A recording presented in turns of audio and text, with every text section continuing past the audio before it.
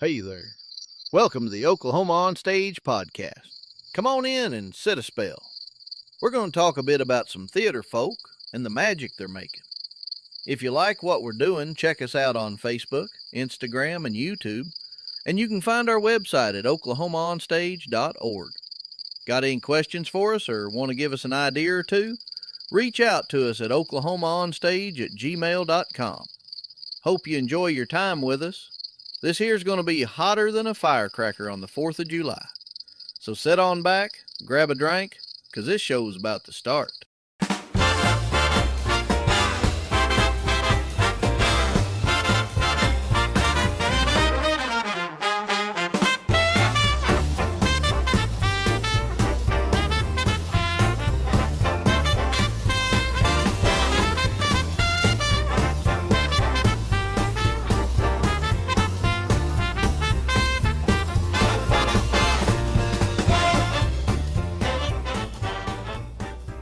Welcome back, everybody, to Oklahoma On Stage. I'm Tim, your host, and today we're sitting here in the lobby of the studio for Stage 405.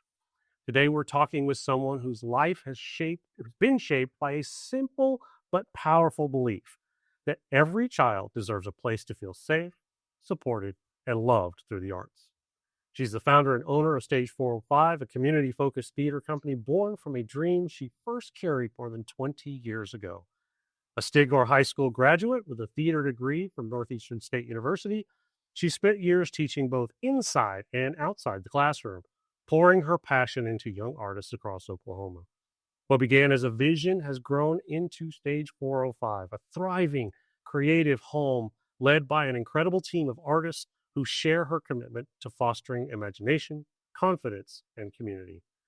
Amy's heart lives in directing, where she brings all the moving pieces together to create something magical for performers and audiences alike. And beyond the stage, she's a proud mother of 4, balancing family life with her mission to inspire the next generation of storytellers. Oklahoma On Stage family, please join me in welcoming Amy Flood to the podcast. Thank you, Tim. I think you said everything. Oh, no. That's it. Cut. No, there's a lot more to be said. So we just dive right into it. I love that your story starts with that really simple idea of kids deserving a place to feel safe, supported, and loved through the arts. But before we get into Stage 405, when you hear that statement out loud, what comes up for you? I think the journey of getting here. And so I grew up in a small town, super small town, Kenta, America. And we had a convenience store and we had a post office. And every once in a while we would have a cafe. There was a school there as well. And so I grew up there. And of course, in that type of town, you're not surrounded by arts. But when you have an artist heart, right, you end up being drawn to that. And our elementary school ended up taking us to a showing of Peter Pan. And I can remember sitting in the audience. And I remember looking up at the stage and it wasn't like, wow, Peter's flying through the air, but it was, wow, how do I get on that stage? Because that has to be the most magical thing I've ever seen. And so I was about 8 then. And at that point, I was already doing dance. My aunt was actually a dance teacher. And so I was doing dance that way. And that's how I started off on the stage. And then my mom ended up putting me in 4-H and I started doing, so we did Share the Fun. It was actually like a little talent show. Oh, yeah. And so just getting my hands on anything that I could that happened to be about the stage, because I knew nothing. I knew nothing about theater. I wasn't ever given the opportunity to really see that as a child. And so the fact that now I own a theater studio is just kind of wild to me, because I think it just teaches us how we will actually get to where we're supposed to be. Keep dreaming. That dream, you never know how those dreams are going to come out. So for someone who's never heard of Stage 405, okay, what's your elevator pitch? Oh. When somebody asks, what is Stage 405? Yeah, I think it's a magical place that you walk in and it gives life to kids that love the art of theater. And so we and my entire team just use the art of theater to build and grow these incredible actors and actresses. But more than that, my favorite thing is the community that happens inside this studio. And so it's kids who, when they leave here, they're leaving with this group around them that now they literally do life with. And so I've watched it happen just now for 2 years since we've opened our doors. But even before that, I taught at Cheyenne Middle School. And so even my middle schoolers that were, 6th graders at the time that are now seniors, they have that same core group that I had at Cheyenne Middle School. And so just watching them, like, what a privilege to watch them be able to grow, like, as individuals, but also just in their art. And so Stage 405 is a place where from 1st grade all the way up to seniors, and then we've added community theater. We just give them a place to do what they love. So, which is what we all love. Like, what a dream. Like, my mind's still kind of just blown by the fact that this exists. Yeah. It's a privilege. It's pretty cool. So you went from your small little town to, which I say this respectively, but to Stigler. To Stigler. Which isn't a whole lot bigger, but we have 2 stoplights there. Yes. But did they have art? They did. I think I've heard that before. So I went into the 9th grade and started doing speech and debate. And then also started doing, they would put on little cute plays that, of course, nobody had heard of, but I was on the stage and that was all I knew at the time. And then also doing FFA and doing mock trials and model congress. And it was really anything that I could get my hands on to just present. And I loved it. I just soaked up every opportunity. And I think that that's what is so important about here, is just giving that opportunity to those kids and giving them a place to be and to do that thing that makes them come to life, right? Yeah, you got to let them blossom sometime. Yeah. So you went from Stigler High School to Northeastern State So University? actually, I went to Eastern first. Okay. Which is where my dream first was ever seen. And then my director of theater left there and ended up going to NSU. And so I actually followed her and then ended up graduating there at NSU. And they've got a fairly active theater program at Northeastern State. So So as you went through that, I understand the desire to be an actor, to be part of it. What drew you to be a teacher? Oh, that's such a great question. I actually refused to believe that I was going to be a teacher. And my director of theater said, "Amy, you are a teacher." And I said, "I don't even like kids." And this was, of course, being 19 years old. See, now it's on podcast, so all the kids out there. I know, I have 4 of my own, and I have 200 kids here at the studio. But I said, that can't be true. I said, "I don't even like kids." And she said, "Amy, you have a teacher's heart." And so I ended up graduating and with my bachelor's in theater, but I didn't do a teaching degree. And so I had moved back home for a little while, and I went and I actually did substitute teaching as a job. And when I went into the classroom, I was actually in a special needs classroom, and I was helping a little boy. And it was math of all things, which I'm terrible at. But I helped him and I watched him get it. And I was like, now, wait a second. Why does this feel like the most powerful thing that I have ever done? And so, after that, then I ended up doing my alternative certification and then stepping into the classroom and doing speech and doing debate and teaching theater. And so she was right. I have a teacher's heart, and that's what drives me. There's something very powerful for every teacher, director, leader, period, out there. There's something very powerful about that aha moment. When it clicks, it changes everything. And not just for the student, but for the teacher as well. Right. So when you see that, it makes everything we do worthwhile. Yes. I mean, it's a gift, but it's not only a gift for the kid, but it's a gift for me. Yeah. Right. Well, it's like as actors, regardless of what everybody says, I do it for this, I do it for this. We do it for the applause. For reality, every one of us, we may have our side reasons or whatever, but to hear that Mm-hmm. when we're done, it makes it all worth it. It does. So- And I will say, standing at the back of the auditorium, watching vows and Oh, watching yeah. your kids who you've went on this, 3.5-month journey of doing a show, and knowing where they started and then the growth that happened to get to that performance. I mean, it brings tears to my eyes Yeah. every single time. Yeah, that applause is for you just as much as it is for them. Man, but just watching Yeah. somebody thrive, Oh, yeah. and being in that element, Yeah. it's just beautiful. That's really cool. So you spent several years teaching both inside and outside the classroom. What did those environments teach you about what kids actually need from adults in art spaces? authenticity. Thank you. Yeah. Yeah, you can't fake it. Kids can read it.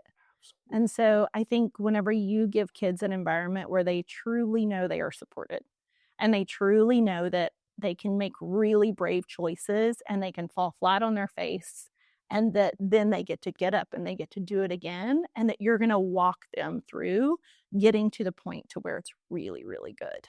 Mm. You can't do that unless you're authentic with your kids and unless you authentically love them. Absolutely. And that's real. So yeah, I love it. Kids got to have real. Yeah. I mean, because there's enough out there competing for their attention and their minds and Right. everything. If they can't have something that's going to ground them in here, Right. I mean, we want them. Yes, the old saying, we want them to have their head in the clouds and their feet, off the ground and Yeah. all that. But they've got to have a place to come down. They do. And I'm so They do. And I think with having incredible, because I am not just Stage 405, there is this team that I would not be anywhere if it wasn't for them. And so to just have this dynamic team that comes in here every day and is a part of the kids' lives, and to stand back and to watch that interaction is beautiful. Yeah. And I think we've lost a lot of that. I think we've put phones in front of our faces, and I think that our kids have lost a lot of connection. And that's what's really beautiful here, is that I'm not one to ever buy into this is the way it is. I believe that we get to create how we believe life should be. And that's what Stage 405 is. Nice. So I like that. That was not in my notes. I like it. So somewhere in all of that, this idea starts forming. This dream of a space that didn't exist. Mhm. We're going to talk about that. Okay. So more than 20 years ago? Yeah. Wow. So I had just had my first baby, and he's now 20. So But that's how you count it? that is how I count it. Everything by my timeline is either by what show I was doing or by what kid I had. That's the mindset right there. It is. And anyway, we actually lived in Utah at the time, and he wasn't even walking yet.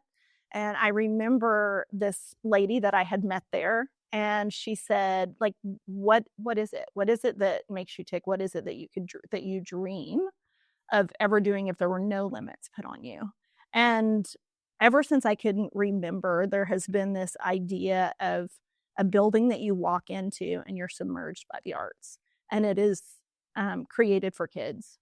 And of course, now that vision, I hope, is, goes further into the community, but it's a safe place where kids can just completely be submerged in the arts. And that dream I have had, I remember articulating it for the first time 20 years ago. I'm not sure how long I've had that, but saying it out loud was, 20 years ago. Wow. So where did the name Stage 405 come from? So the two other founders that are part of Stage 405, we actually were just dreaming of all the things that we could do. And I'm a doodler. And so we just kept thinking about different names, and nothing ever clicked. And I actually had a notebook, and I'm terrible. I have notebook after notebook after notebook, and I can't tell you what's in the notebooks, but it's all of my doodles and my ideas. And so I had this notebook, and I was just writing out words, and I wrote out stage, and then underneath it I was like 405. And I remember turning it to the girls, to Aubrey and Sarah, and I was like, what do we think about this? And it was just kind of like that. Yeah, that's it. You know, like when you know, you just know. aha moment. And so, yeah, so it then became Stage Wow. 405, and we had a mom who ended up making our logo, and that's, Which is really cool. by the way. isn't it I like amazing? that. Yeah, great So- marketing right there. So, what was the very first tangible step that you took to that made you think, okay, wow, this is real? Well, of course, getting your LLC. And then we had actually started camps at Cheyenne Middle School because all three of us were teachers there. Okay. And so we had started camps that summer. And then the next summer we did Matilda, and we didn't have a building, but we knew that this was the direction that we were headed in, that this was the dream that we were headed in towards. And so then found this space in the Kelly Center, and it was actually where you're sitting now is not the actual space. So we outgrew that space in 4 months. Wow. And then we came here and opened these, the studio that you see now. And so it's been pretty incredible. So I think we've grown at almost 800% in a year and a half. Oh my goodness, So that's huge. it's been amazing. That's huge. So now we'll get a little personal here. A lot of people have a dream. Mhm. Things go in their head, goes, whatever. And a lot of times they have that dream and it tends to stay someday. Mm-hmm. What kept this from fading out for you over the years? It was someday for a long time. It really was. I will say that I was in on an interview with my business partner. She was actually coming to be the music teacher.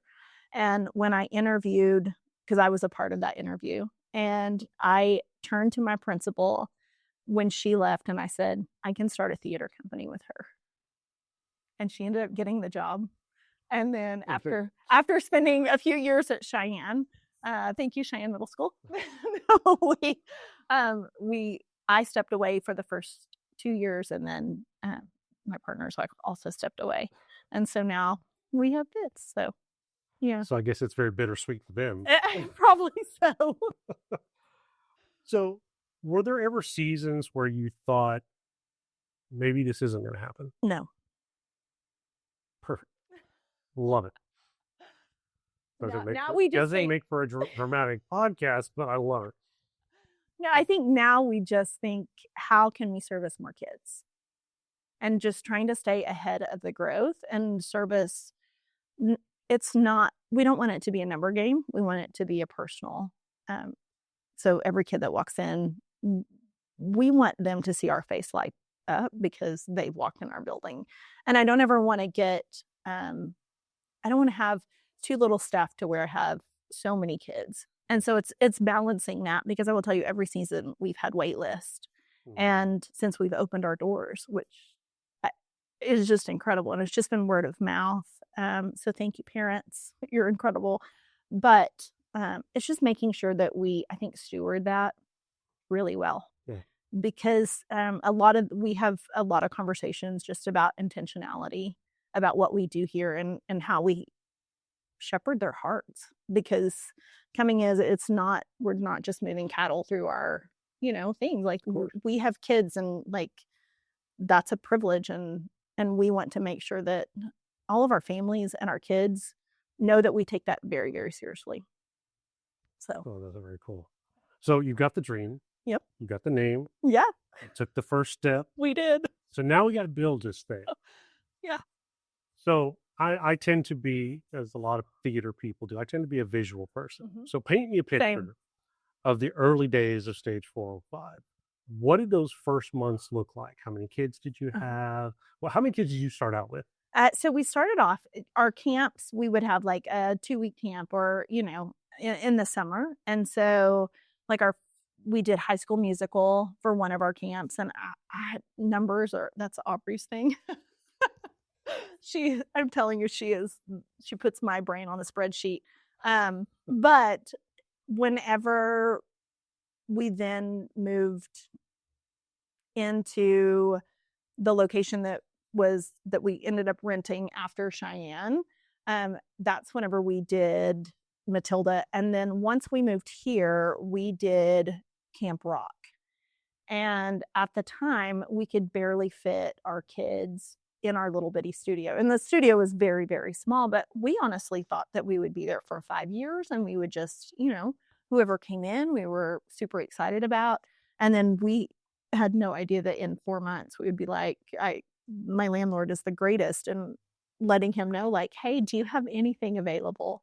And so thankfully this came available. So it's always good to have. It's all, a lot of times it's about who you know. Yeah. So your bio, we kind of hinted a little bit about this. Your bio mentions an incredible team of artists at Stage 405. How did you first? You said there was 3 of you that started this. Yes. Okay, so you had Brittany. Was she part of that? Aubrey.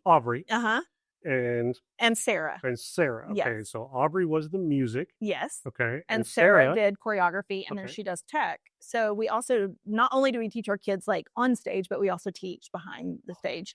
So Sarah teaches our kids how to run mics, how to do all the sound, and then we teach our kids also everything that comes in, like on or off the stage, is brought on or off the stage, backstage hands by our kids.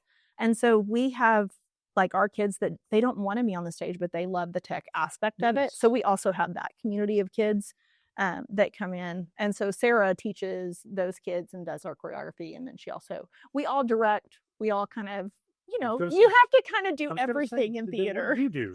Sounds like they're doing everything. So yeah, I do a lot of the directing. But I think that's amazing that you mentioned that about the tech, because there are so many, especially school programs, that they think, well, they're entrusted to shepherd all of this equipment. I don't trust a teenager to get behind a soundboard and jack it up. Or to mess with lights. I'm certainly not going to let them get up, right, sure, on a fly floor, or anything like that. And so they don't learn. And so they go into community theater and then never, I'm not supposed to be up there, so I don't ever get up there. Right. And so every time I do one of these and I talk to people that do camps or things like that, that's always one of my big questions. And I thank you for answering that. What are you doing to teach tech? Yeah. Because. And it's so hands-on. I mean, you watch Next to Normal. Yeah. There was a 14-year-old that did the lights for Next to Normal. Nice. Yeah.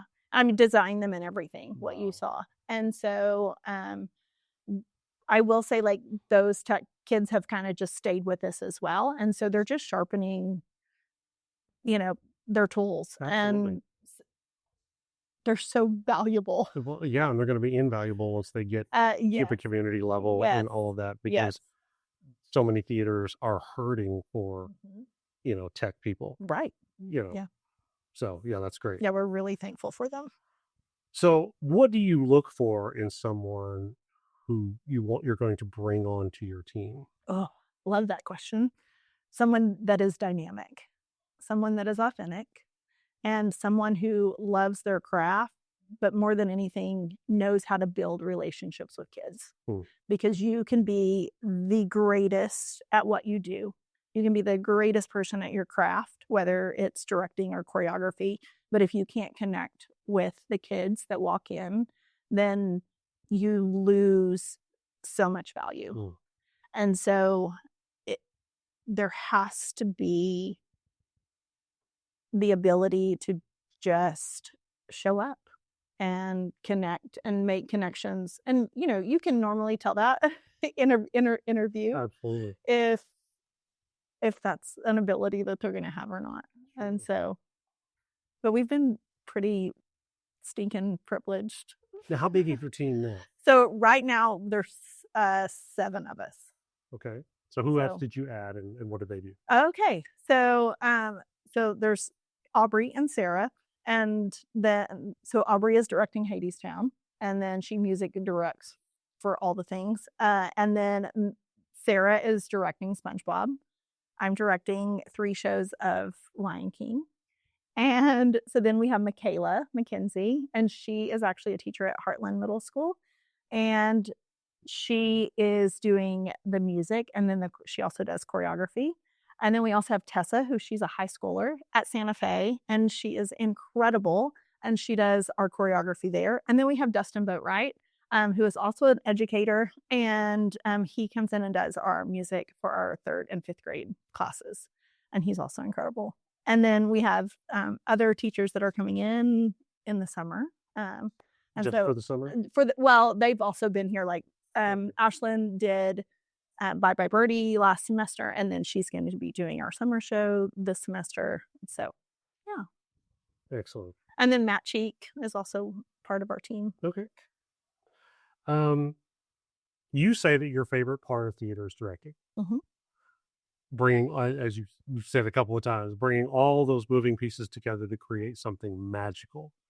So for you, what does that magic look like? Oh, it's the undescribable, right? It's the taking yourself as an actor on the stage, right? It's taking yourself from the bottom of your feet to the top of your head, and just I tell my kids, like, take all of that energy and you're putting it out towards your audience, right? So that they can feel whatever it is that you want them to feel or that you're feeling at the time. But then also it is making sure for your actors that all of your moving pieces are going to happen just like they're supposed to. And so a lot of making the magic happen is actually very strategic, as far as making sure that your lights are beautiful and that it hits at just the right time. Timing is one of the things that makes magic happen. But also it is your kids all showing up as this big unit together, and they've been with each other for 3 and 4 months. And now this is the part where they're literally giving this gift back to the audience, right? And then you said we do it all for the applause. And then is what's so beautiful is then the audience returns it to them at the end. And that's where the magic's made. Yeah. And so I tell my kids before they go on the stage, let's go make magic. I like So it. I like it. I Yeah. like it a lot. So you're a proud mother of 4. I am. You said your oldest is 20. How's the Yes, youngest? she's 10. Okay, so Uh-huh. decent gap So there. 3 boys and a little girl. 3 boys and a girl. So how has being a mom shaped the way you run 405? Oh. I think it's probably to get the first thing that comes to my mind is guilt. Just building a business. And then who's the one, like, who are the people who get the least of me now because of developing a business, right? So actually, but all of my kids, my oldest is 20 and he's actually doing music industry at OSU. He's a performer. He's been on the stage. He was at Memorial, graduated there. And anyway, did all of the stage stuff. So he knows. All of my kids, my daughter is in Lion King right now. My other son will do tech whenever tech comes. And then my second kid, he's like, I'm out. It's always hard. But I will say what I'm trying to think of the most valuable lesson of just, I think maybe just knowing how each kid is so incredibly different. And so even at home, the 4 of them have different needs and you have to approach in different ways. And I think also as a teacher, you learn that as well.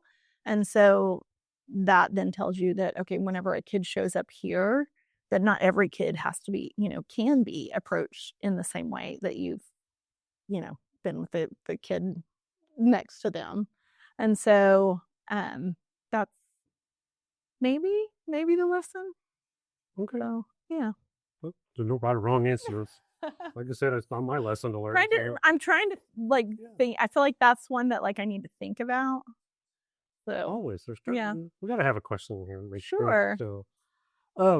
So if we dropped into stage 405 this week. Oh, please do. Okay. It's so fun. What would we see happening? Ugh. The classes, the rehearsals, the chaos, the Yes. quiet moments? What would we see? All of it. I mean, all of it. So you just missed my little first and second graders lead, and then we have a couple of third through fifth grade classes. Those classes are right now they're my heart, and so it is amazing, these two different casts that I have, but watching them become leaders. And so we do a warm up, and so the kids, as soon as they come in, every kid is like, can I be the leader for warm up? And so just watching each one of them kind of step into their own. But in the lobby you would see chaos, and then in the studio you would see them performing and doing all the things that they do, but they're just kids, and they're loud, and they're fun, and they're all the things that kids should be. And then our high school, you would hear the most beautiful voices coming out of that room, and you would see it not being as chaotic, but you would see this beautiful community that has formed. And I think the same thing with middle school. And so, of course, middle school is a little bit of both of those worlds, like coming together. But you see life. Sometimes it's sticky. Sometimes it's sticky, but sometimes it's really, really good. Yes. And so it's like the kids can't get enough of one another. So Well, that's because of always the cool. community that Yeah. they've formed. Well, that's always cool. So Be honest. okay. Does stage 405 look like that training you had? Oh, it's better. Okay. We're just going to leave it right there. We'll leave Yeah. it there. Okay. So thinking about some. Can I answer that question? Yes. Okay. By all means. No, please. it's better. Just I'm teary, but Yeah, I know. it's better just because now there's faces. It made it real. Well, there's relationships, right? There's these kids that we have been able to watch grow, and to watch perform, and to watch step into their next role, and to watch take on really hard things. And so now whenever I think about stage 405, it's not a building, it's all of these incredible kids that we get to be in relationship with every single week. And it's been year after year after year now. And so from Cheyenne to here, so yeah, it's way better. Cool. So on that same note, since we've already got you emotional, what do you hope that every kid takes out of here when they leave your space? Value. Like value for themselves, value for humanity, value knowing that the next person standing, the person standing next to them is important, even if they look different, even if they are different. Because in this environment, there's so many different walks of life. And so just valuing themselves and valuing the people around them. That's so good. So talking about some of the challenges moving with a program like this, when you're holding space for kids, and here we go, we're just gonna go with this vein. How about that? Okay. You're holding space like this for kids, Yeah. especially kids that may not necessarily feel safe or seen anyplace else. Sure. What's the emotional weight of that feel like for you? I don't know if there's actually a weight to it. I think it just is. We, and we got an email just the other day from a mom who her kid had been to other places and had just kind of struggled, and we had asked him to stay after one day, and so that we could talk to his dad and give some pointers. And of course they immediately thought that, oh no, what's happening. And I told the dad, I said, I just threw my script on the ground, because I was like, how are you capable of getting this so quickly? Like, you are incredible. And I think whenever you're their biggest cheerleader, it's not weight. And I think also just having the ability to see their potential and then teaching them how to step into it. That's not weight. It's just it's just what we do. Wow. And there you have it. So, dealing with all of this, you're being a mom, working with all of these kids, they rotate through the program, Sure. all of that. It does take a lot of you. Mhm. So, how do you refill your own cup so that you can keep, as you said before, showing up? Yeah, that's a great question. I'm learning to do that now. I can't tell you I have a great answer for that. But I can tell you that the parents that we have here are absolutely incredible. We just had build day, and all of these parents just showed up with their tools and paintbrushes and all of the things. And then also, the moms here have kind of formed their own community. And so I think that just having this incredible team, because it's not mine to carry, right? Whenever the community carries it with you, then the whole burden's not on your own shoulders. And so I think that is one way, because I do love acts of service. So whenever you have a community that shows up and wants to do the things that you love and the vision that you have, like, how can that not fill you up? It just does. And it makes you want to get better. Oh, yeah. So That's very cool. So, what's been the hardest part of running a community-focused theater company that people might not see from the outside? costuming. Wasn't that exactly where I thought this was going to go, but okay, go ahead. Well, like, I mean, right now I'm costuming about 120 kids for the Lion King, and so I'm in the middle of that, so that's why you got that answer. But I think that might be what takes up most of my time, and so I just drove to Wisconsin to actually pick up costumes, and so You drove to Wisconsin. I did. I've done that now twice. I've driven to St. Louis. I love the search of finding kind of what I need, and having a basis of it and then building on that. But Sounds to me like you like road trips, I too. do like road trips. I do. But yeah, whenever you have a vision of something and then there's somebody selling something very similar to your vision, and then you can build off of that, then I mean, why not? Like, we have one life. Why not do all the cool stuff? Go to Do all the Wisconsin and things. go get your costume. Do all the Like, things. do all of it. Yeah. So you talked about the community coming alongside, which is vital, especially when you're working So with vital. kids.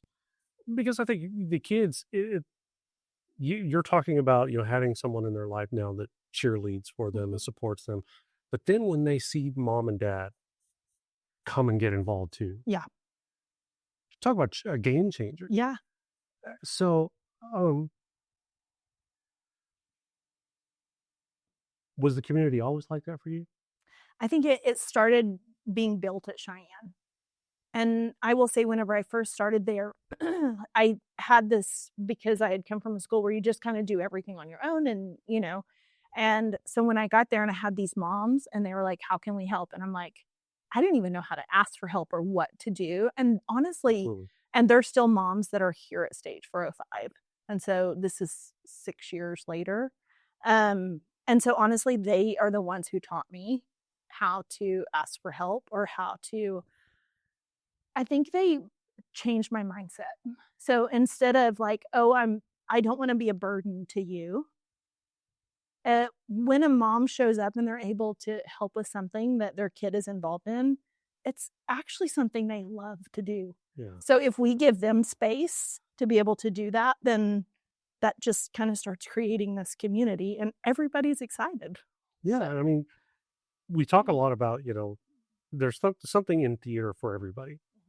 You talked about, sometimes those kids come in, they don't want to be on stage. Right. And so allowing them to find where they fit, kind of the same thing. Yeah. Allowing parents to find where they can help. Often, like you said, you don't always know. We don't know what we don't know. Right. And so we don't always know, okay, you want to help? What can you do? Right. And that's not necessarily a bad question, but it's not always the right one either. Sure. Because sometimes they don't know. Right. And so allowing them to find themselves Mhm. in what their kid is doing. Yeah. That's awesome. Right. I like Yeah. that. So, talking about being a teacher, Mm-hmm. and I know you've learned this from being a teacher, that knowledge and teaching changes all the time. So, pouring into kids, teaching kids, you can't teach them the same stuff all the time. Right. It changes. Right. So, what are you actively learning or relearning about leadership, kids, or theater Mm-hmm. right now? Oh, that's so good. Or this year, we'll say. I feel like the last year and a half, which in May, it'll be 2 years that we've opened the studio. I don't know if I've ever learned so much in such a small amount of time. And so I would have told you I'm not a business person. I don't know how to do business. That's what I would have immediately said to you. I'm an artist. I know how to do art. I know how to direct. I know how to build sets, and I know how to do costuming. But I'm not a business person. And now here I sit, almost 2 years later, and I can say I'm a business person. And that's just an aspect of it. Now, do I have an incredible partner who makes me better at that? Absolutely. And keeps me on track? Sure. Yes.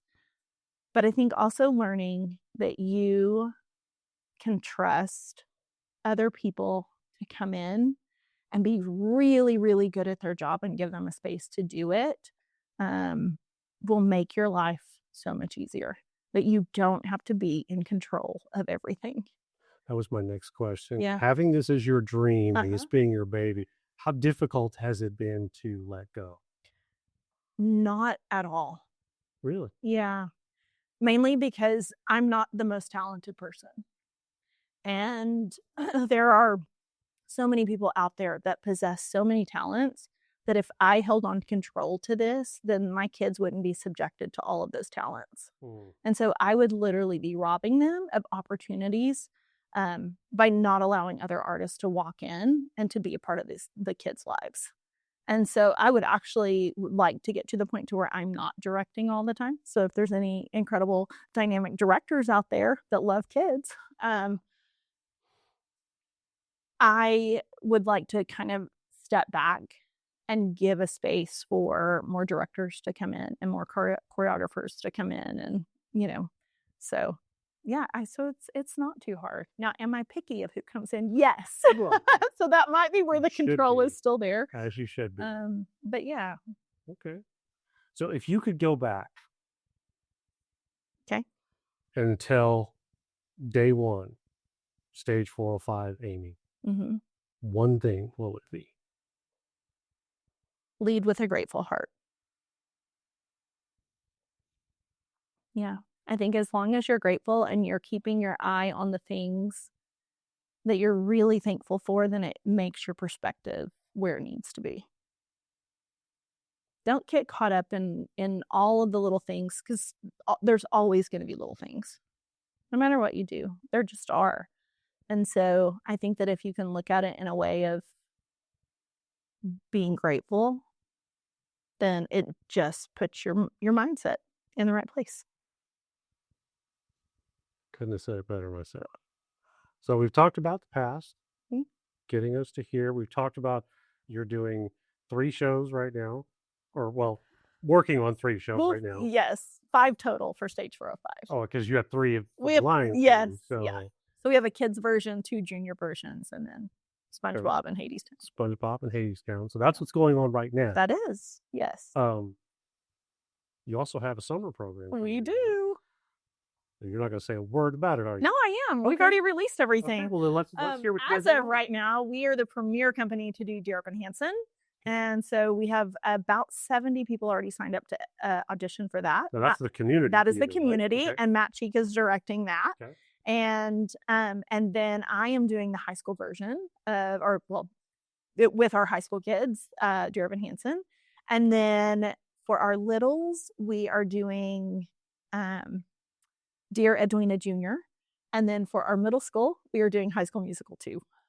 Okay. So And these are all summer camps? these are other all than the summer camps, community- other than community. Yeah. So we run 2 weeks and we run a full show and put on the whole performance. My gosh. It is fun and energetic and all the things. And then we're exhausted and then we put on a show and then, Wow. That's crazy. yeah. So yeah, I would put on shows and it was like 6 weeks of rehearsal, then the show. Then I come into Oklahoma City and I'm working with places that do like 3 weeks tech and you're on the show on Yeah. the stage. Uh-huh. And now you're telling me in 2 weeks you're putting on a full. Of We do. course, I guess kids are more resilient, so they can. Yes. Yes. Wow, that's pretty crazy. Mm-hmm. So okay, looking forward. Yeah. Talked about the past, talked about the present. Sure. Let's look forward. Okay. When you look at the next couple years, Okay. what are you most excited about? Oh.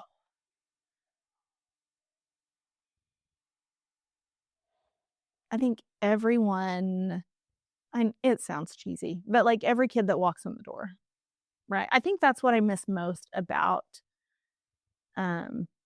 teaching in the school, right? Is like when you're an artist, your heart kind of like sees another artist's heart, and so then you like pull them in, right? So that's one thing that I miss. But I think just all the new faces coming in, or like new directors coming in, or new choreographers coming in and bringing whatever life they have inside the space.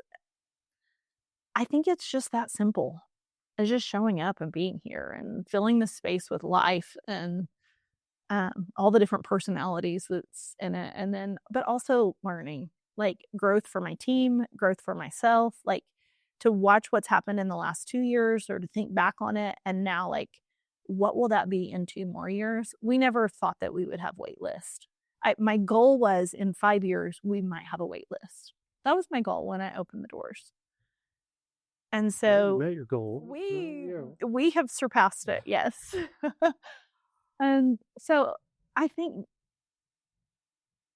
it'll just be really exciting to see where we're at in 2 years. And also, I think because I've learned in the last couple of years that everything doesn't have to be serious and there can be so much fun to life. And so just leading in that manner is a good place to be. So, Are there any specific shows or classes or partnerships that you're itching to try? there's always shows, right? Like You have a list. we in your have a phone, list. Yeah, there's always shows. I think partnerships, I think collaboration is beautiful. I think, we've just talked to a few other theaters and kind of coming up with something that's maybe bigger than all of us. Okay. So I don't want to say too much about Sure. that, but I just want to say, like, when you're collaborating, then there's enough room for everyone. Absolutely. And whenever we all use the same art to love on kids, Yeah. like I think there's some pretty amazing minds out that do the same thing that we do at Stage 405 that are pretty close to us. And I think just coming up with something that's really cool for all these kids. It's kind of turning. So kind of dreaming about all of that. Okay. Well, speaking of dreaming, Yes. you've dreamed 20 years Yep. to build this, Uh-huh. and it's amazing. Thank you. Your dream is coming true. So what do you hope that Stage 405 will be like in 20 years? I hope that it's sustainable.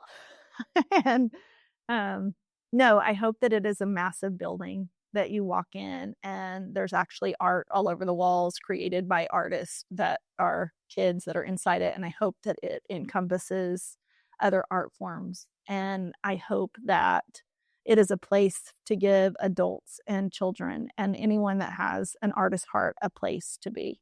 And I hope that it is dynamic, and I hope that it brings life, and I hope that it changes people. And it will. It will.